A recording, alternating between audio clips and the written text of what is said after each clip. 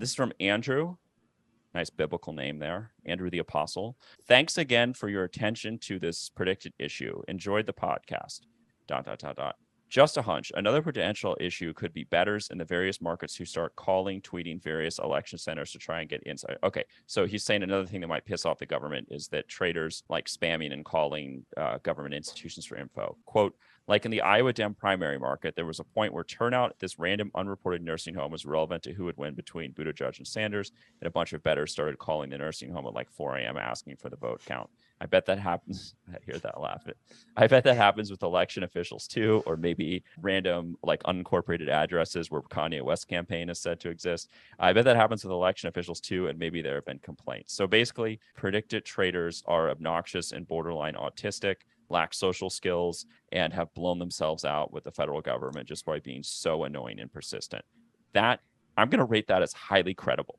So, yeah, I thought this was a good comment to talk about another facet of this issue, which is that I'm very much of the view, generally speaking in life, that when there's a problem or an issue, the first place you should turn is inward and see what responsibility you might have. And there's a lot that we as traders cannot control, but there is a lot that we can control, one of which is our own behavior and the way that we engage in these markets. And a lot of the way that we react and respond to these markets, I think, will ultimately influence how regulators see whether or not the theoretical promise of political prediction markets live up to the reality.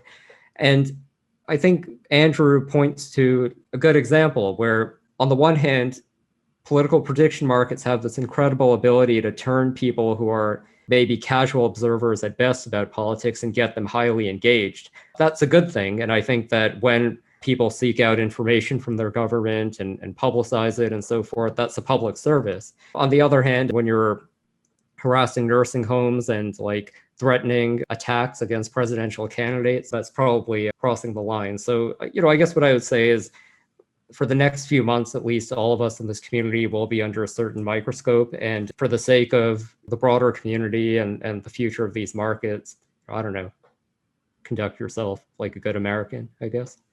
What does that even mean anymore?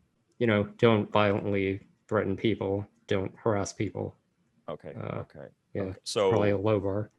I don't know. I mean, I'm just thinking about the last couple of years. I can't think of a lot of prominent elected officials who could clear that bar. Or how about this? Don't be a good American, be a good citizen. There you go. I think that works, but I'm not sure.